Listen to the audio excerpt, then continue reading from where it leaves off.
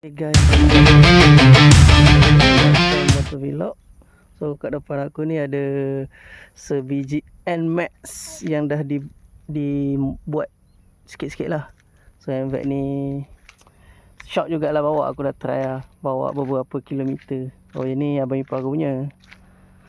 So dia dah tukar cover set, dia dah tukar rim alloy, dia dah buat exhaust sikit.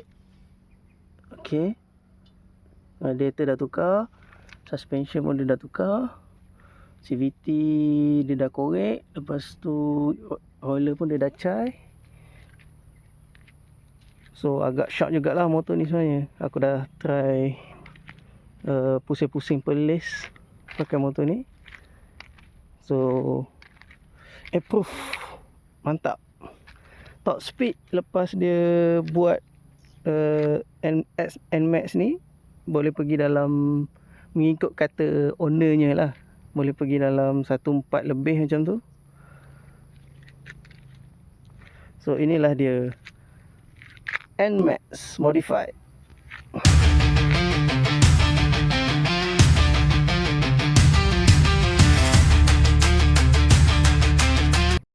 Ni kita test ride NMAX yang dah dimodify.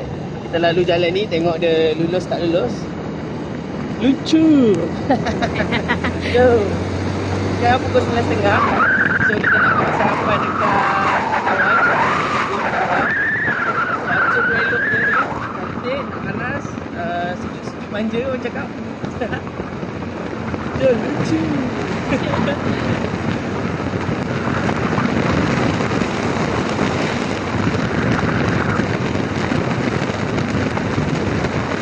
Mileage baru 3,500 tu.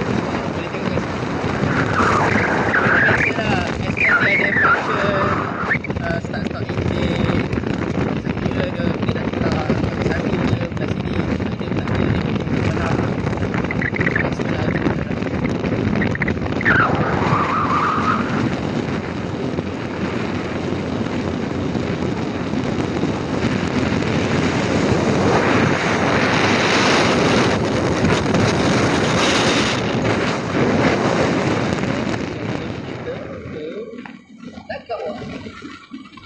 Sebelah tu Thailand. Sebabkan Thailand lah, aku punya phone lain barai tau. Tak boleh buat payment. Tak payah pun tak boleh. Tak bayar pun tak boleh.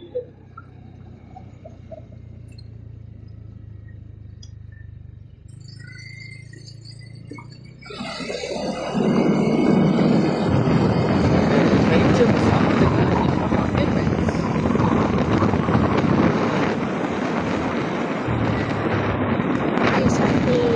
Wah.